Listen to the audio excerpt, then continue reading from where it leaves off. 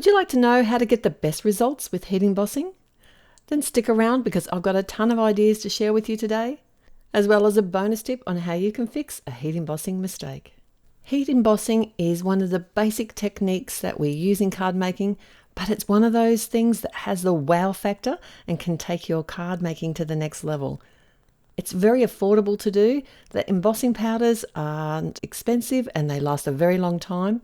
I like to store mine in the original containers, and I have them upside down so I can see what the colours are. Except for my white heat embossing powder, I keep this in a large container because I use a ton of it. For the best results, I would recommend using a watermark ink such as Versamark or a designated embossing ink. I also like to use powder tools. We'll talk a little bit more about that soon. And I also have a heat tool with a dual setting, which is high and low. And for heat embossing, you actually need to run it on the high setting. And something like a hairdryer just won't work. They don't get hot enough. Now, this is not an essential step, but I find that if I use a powder tool to prep my cardstock, it saves me a lot of frustration down the track. I'm actually using a large stamp today, so I have used my powder bag to cover a bigger surface area quicker. This stamp here is very fine detailed, so I thought we'd really give it a run for its money today and test it out with these embossing powders. So you add the embossing ink as you would any other ink. It's just slower drying. It gives you time to get the ink onto the cardstock and then the powder onto the ink. Pigment inks are slower drying, so you can use these as well. And pretty much most dye inks just dry too quickly for you to be able to do this technique. Next, we want to add the embossing powder. It's really easy to do. You literally just pour it over top. It looks like you are using a lot of powder, but all the excess gets tapped away, and then you can pour the remaining powder back into the jar. And if there's any areas that you've missed, you can always come in and add a little bit more powder because that ink stays sticky for a long time. This is when I check my image to see if there's any stray bits of embossing powder or mis-stamping or over-stamping, and I'll remove those before I hit the image with the heat tool. It's much easier to do it before. And before I take the heat tool to the powder, I like to let it heat up only for about 10 seconds because this one gets hot very quickly. I do hold it quite close to the cardstock and I don't move it around too quickly. This is in real time here. It's at the point where I see the powder starting to melt that I move on to the next section. Take your time, especially when you're doing a large image such as this. Hold it in the light, and if there's any areas that aren't shiny, you may have missed a spot. You might need to come back in and hit it again with your heat tool. There are so many ways that you can add color if you have a heat embossed image. Today I thought I'd share a couple of different techniques, and I'm starting with some coordinating stencils to do some blending on a couple of flowers. And one of the great things is that you can heat emboss on pretty much any cardstocks that are smooth, that have a smooth finish, and it looks great even on shiny metallic cardstocks. Next, we're going to heat emboss on some vellum, which is a lot thinner than regular cardstock, and it's almost like plastic, so it's really easy to melt it. I do prep the cardstock with the powder tool, and I add the ink in exactly the same way. And because this cardstock is shiny, you can easily slip when you're stamping using an acrylic block, so stamp positioner really helps here. So everything's exactly the same except when it comes to heating on vellum. Short bursts, and you do move the heat tool around a little bit more than you would on cardstock. I also thought I'd share with you that you can heat emboss from the reverse side of the cardstock, but I overdid it here, look, and you can see that I had bubbling on the word big. I just obviously went a bit too close to the cardstock. So I stamped it again and started again, and this time I was a little bit slower. It feels like you're kind of just allowing everything to cool down for a few seconds before you come in with the heat tool again. Because once you've added the embossing powder, there's no rush. You can just take your time and heat it slowly. Right, so I die cut the sentiment a couple of times, once on the vellum and once out of some thick acetate. I'm using some vellum dots here, and adhering the two together because I want to pop this sentiment up, and the vellum just isn't strong enough to do that. And I also used some clear foam tape to pop up the sentiment, which was a lot of fun.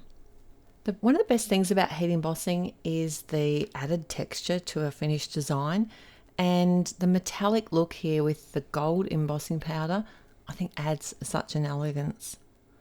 In my mind, there is no such thing as over prepping with powder on cardstock. It's one of the things that will save you a lot of headaches. I would recommend even using a clean sheet of cardstock, because that way you know you haven't touched it too much with your fingers, or also used tape on it to do some die cutting. That will just pick up all the stray embossing powders.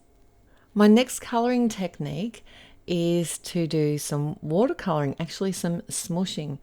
I've heat embossed the same image again on some white cardstock using some white embossing powder. The cardstock I'm using today is fairly new to me, and this is the first time I've used it with watercolour. I've used it with ink blending, with Copics, and it's just wonderful to have a brilliant white cardstock that can tolerate. I was surprised at how much water this could tolerate. Another option would be to use maybe some Bristol Smooth cardstock when you're stamping such a fine image as this, although it won't be anywhere near as bright white as this cardstock is. Next, I'm going to do a white heat emboss sentiment on some black cardstock, and I know this frustrates a lot of people at trying to get a really good impression and result. I would recommend using a lathering of powder here. If you don't have a powder tool, simply paint some dry cornstarch or corn flour, or even some baby powder onto your cardstock first. I take my time. After I've added the white embossing powder, I take my time to go around and use my craft knife to just get away any flecks of embossing powder, and then hit it with the heat tool, and then I wait at least 5-10 seconds. And then I come in with a rag and just wipe that powder away. And I also use my craft knife to scratch away any areas of over embossing or any stray flecks of embossing powder. And a pro tip, you can always come in with a black Sharpie and dot it on the white embossing flecks if you needed to. Right, we're on to our last card now, but we've still got a couple of techniques to walk through. Did you know that you can emboss on an ink blended background? You can also use design paper, coloured cardstock, whatever you like. The only limitation is that you don't want anything that has too much texture, especially when you've got a fine image such as I'm using today. But because I've used ink here, the cardstock's actually wet. You can test your cardstock by just running some dry embossing powder over the top, because you can always wipe it away and start again. You haven't ruined anything. This is a good way to check before you stamp on top that it's ready to stamp. So what I'll do here then is come in with my powder bag tool, add some powder to the cardstock, but I'll recheck it again before I actually stamp the image. You can see it's a lot better, but it's still not great. Now I've used dye ink here, so it's not too bad. It does take a little bit to dry, not as slow as pigment inks or the distress oxides, but I will set it aside to dry and keep repeating this process until I'm happy that the embossing powder isn't going to stick, and then I can go ahead and stamp my image. I'm using the same image here, and I thought I'd step it up a bit and use some black embossing powder. I stopped using black embossing powder for many years because notoriously it is difficult to use. You often don't get very good results with it. So what you can do is actually stamp in black pigment ink and add a clear embossing powder over top. It just does not look quite as good in my mind. So I went across and started using the Wow embossing powder in black. I think this is the super fine one. I will link everything in the description below. But I have the best results with this powder. There were a few specks. I don't know if you can see them or not. But I did cover that up by doing some ink splatters over top of my images. I was just really testing it out by doing it on ink blended paper though.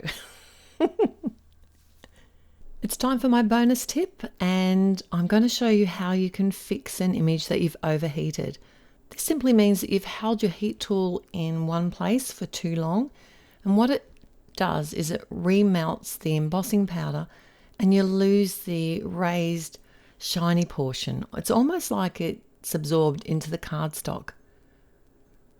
Hopefully you can see that here on the word you. So how you fix that is you give it a few seconds to cool down, and because I've used a stamp positioning tool, I can re-stamp it. So when you're heat embossing, it can warp the cardstock. So you'll often see that when I'm heat embossing, I'll hit the back of the cardstock just for a few seconds at the end to help straighten it out. But using magnets to hold it in place while you re-stamp is really helpful. So just use the embossing ink to re-stamp it. I've added the powder exactly the same as I did before, and then I'll heat set it a second time, and you can see that it's fixed. Take your cards to the next level. Give them that real wow factor with some heat embossing. And if you're just starting out, grab some white and gold embossing powder, a heat tool, and some embossing ink. That's all you need. It's a lot of fun. And there are so many more techniques that I haven't even touched on. And I hope these tips will help you heat emboss like a hero. Back at the beginning, where we did some ink blending on a metallic heat embossed image, along with a vellum heat embossed sentiment, which you popped up. And heat embossing is perfect for watercoloring. It gives you those little wells between the image that will help hold the water and give you that dramatic look, as well as the bright white sentiment on the black cardstock. And our final card, where we use some black embossing powder on an ink blended background, and my bonus share of how you can fix a mistake of overheating a heat embossed sentiment or image using your stamp positioning tool. Let me know in the comments below which card is your favorite today, and if you're going to try any of these techniques, click on the like button if you got value out of this video, and if you haven't subscribed, what are you waiting for? It's totally free. I look forward to seeing you at these two videos right here. Till next time, happy paper crafting. Bye.